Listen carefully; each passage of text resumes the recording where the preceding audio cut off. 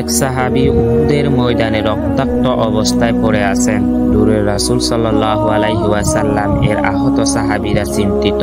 উহুদের যুদ্ধ ময়দানে প্রান্তে ধুলো উড়ছে, তলোয়ারের শব্দ থেমে গেছে, চারদিকে কেবল আর্তনাদ।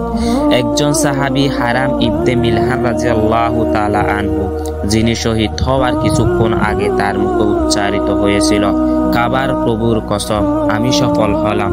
হ্যাঁ, মৃত্যুর মুহূর্তে তার চোখে ছিল বিজয়ের চিত্র। কেন? কারণ তার জান ছিল রাসূলের জন্য, ইসলামের জন্য।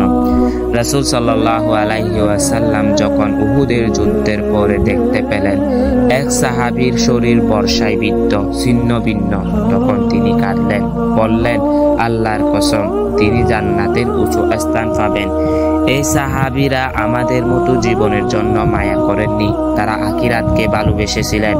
তাদের হৃদয়ে ছিল আল্লাহর ভয় আর রাসূলের প্রতি অগাধ ভালোবাসা। আজ আমরা কাকে ভালোবেসেছি? দুনিয়ার লাইক, ফলোয়ার, সম্পদ। একবার চিন্তা করুন, যদি আজ হঠাৎ মৃত্যু আসে, আমরা কি বলবো? ফস্তু, সফল হলাম, নাকি আফসোস করব যে দুনিয়ার মোহে পড়ে থাকা জীবন নিয়ে? আসুন সাহাবীদের মতো ঈমানের পথে ফিরে আসি। সফলতা ইনস্টাগ্রামে নয়, সফলতা কবরের অন্ধকারে আলোকিত মুখ।